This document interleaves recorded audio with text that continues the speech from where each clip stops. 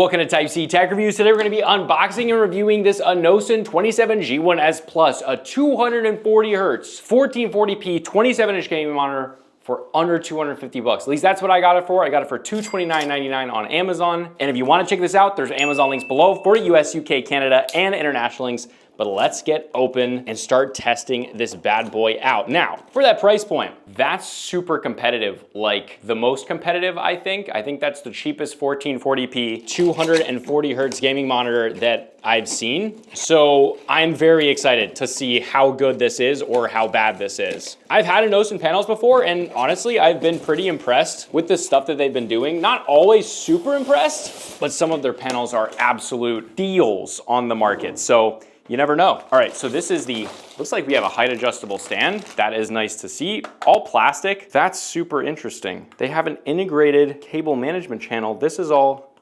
metal there, and then this slides over top of it, and then it locks in like that. And then when it's on there, that's solid, and then a headphone stand on the back, and it's spring-loaded. That feels actually very good. I mean, I would never use this personally, but that's wow, I've never seen something like that before. It comes out the bottom. That's really good cable management, actually.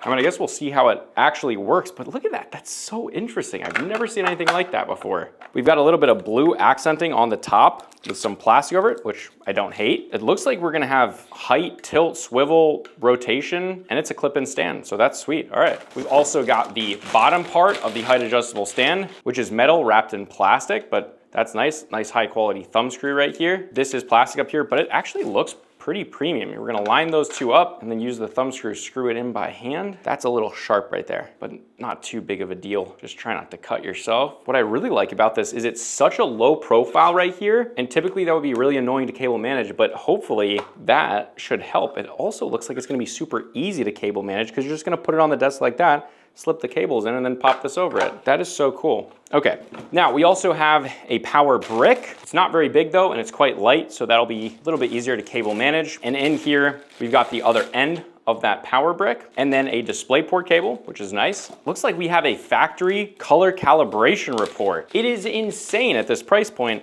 That is pretty crazy. 6500 Kelvin target, 2.2 gamma, delta E. I mean, that's pretty awesome. Now, obviously here, we're not getting like a super wide color gamut. That's obviously to be expected at this price point. It's really just the sRGB color gamut. But with that, let's get to the panel itself. I'm really excited at this point, guys. We're just gonna rip this open, and it looks like a Acer Predator from the back. Clip those in, snap it down. Pretty attractive from the back. It's nice and angular. Pretty dang thin as well overall. Yeah, that's nice. Setting this on the desk, I don't think it has any active cooling, but it has these kind of cool like ports on top that you'll never see. Also a plus is it has a joystick for the menu controls.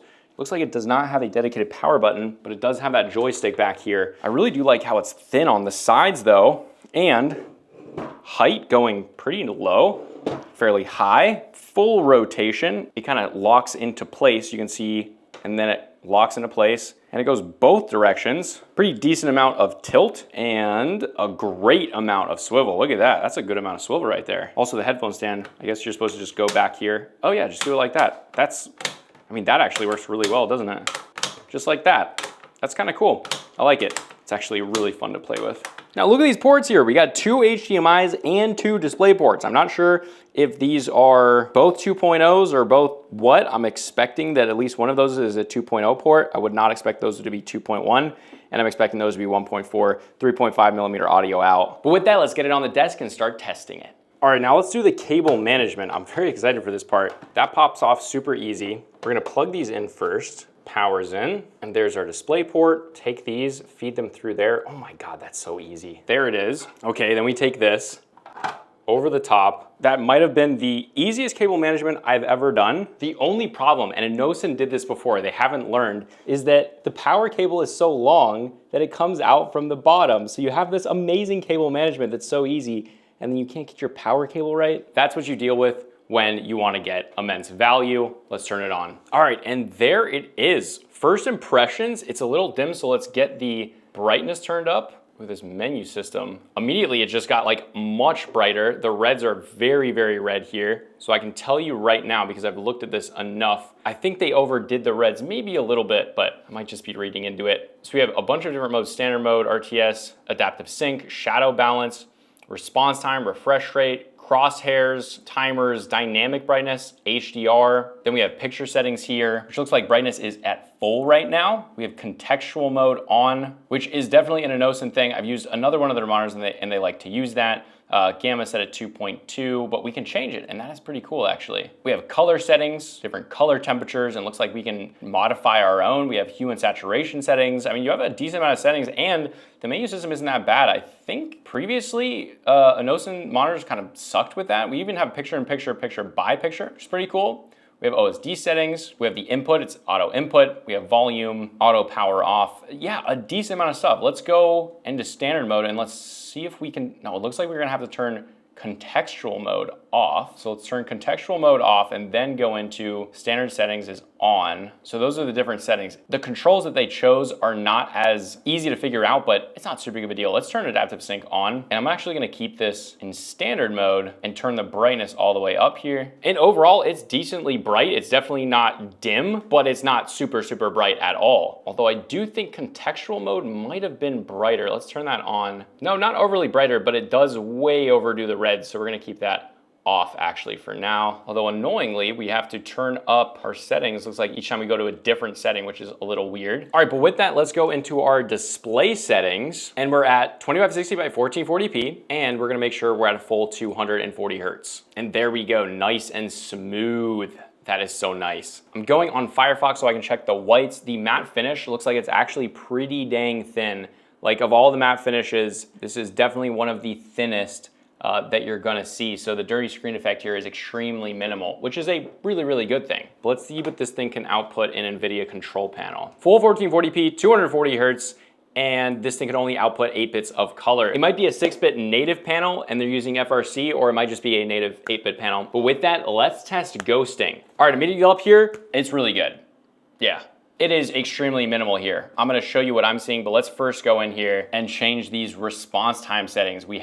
So we're at the slowest right now. So let's see if that makes any difference at all. A little bit less ghosting, even less. Holy crap, that's really impressive. Ultra fast does a bunch of pixel overshoot, but fast, I'm gonna get a closer look here. Yeah, that's really, really good. That's like, there's a little bit that is so impressive. All right, now it's time to hop in game. All right, immediately jumping right in. First thing I notice is the colors look really quite good actually. Now the brightness isn't crazy here, but brighter sections of the map like this look good. And I'm in a fairly bright room right now. Don't expect anything crazy here, but it looks good. The green looks quite nice and vibrant, more so than I was expecting. And it doesn't look off either. The reds look a little oversaturated. That's the one thing I will say actually. The reds do look off. The reds look oversaturated. But for a gaming monitor like this, I wasn't expecting good color accuracy. Yeah, I can definitely tell that those are off. 240 hertz looks great. This is actually, yeah, like that red is way too red. The thing I really like here is the matte finish is not too thick here, so you actually get quite a lot more clarity. But so far, it's an excellent monitor. You can easily go in here, color settings. So it's on the warm one right now,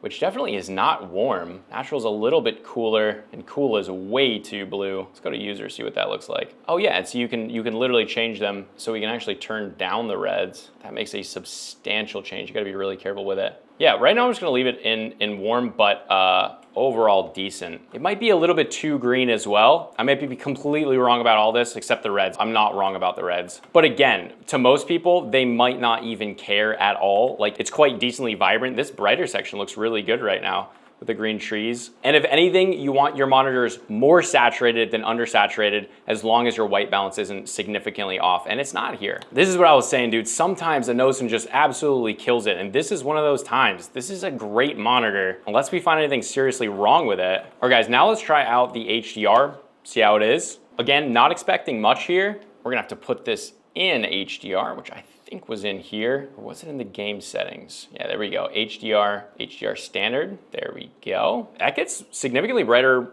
full screen brightness. All right, now we're gonna calibrate the display, and this literally only takes like 45 seconds. All right guys, jumping in HDR now, And colors here look great. Again, we did calibrate it. I would recommend that because before it didn't look so good, but this looks pretty decent, honestly. Yeah, the green over there looks good. It actually looks more accurate than what was in SDR. And that's funny because that's not usually that typical. The reds here look much more accurate. I mean, overall, the HDR is actually quite usable, but I will tell you, having Windows 11 absolutely changes it. Having that calibration tool makes it so much easier that if you don't have an actual color calibrator or a way to calibrate your HDR, like your lights and brights and everything, most of these cheaper monitors look like absolute trash on Windows 10. They're basically unusable, and this makes it really, really quite enjoyable. Yeah, this is really, really enjoyable. 240 hertz, guys, this INNOCN panel, I think it's the best value 240 hertz 1440p monitor you're gonna get. Yes, you're gonna have some. They're gonna have brighter HDR, better colors, a full wide color gamut, but honestly, this looks really good. While it is oversaturated, while it's not gonna be super perfectly accurate, if you have Windows 11 or are willing to upgrade to Windows 11, I mean, this is quite awesome. You guys know I'm big on the value space. If you're big into value, right, this is not going to be your most premium monitor. The menu system is a little weird. When you press the joystick in, it just turns the monitor off. It's not super polished, but that's what something like the HDR calibration tool in Windows 11 is great for. I'm a big advocate for it, and getting these budget monitors, that's how you can kind of tune them slightly to actually look good because, well, let's be honest, most budget monitors in HDR look terrible, but even in SDR, this is a really, really good looking panel. 240 hertz, 1440p, no screen tearing, really impressively low ghosting, and it's an IPS panel, so it's gonna last forever. And I got this for $229.99. Check below what it is currently on Amazon. Again, I'll have the links below for the US, UK, Canada, and international links. Overall, it's just a basic 1440p, 240 hertz IPS panel, no frills, but it does what it does, and it's at a great price. I definitely recommend it. But this is Type C Tech Reviews, and I'll see you guys in the next review.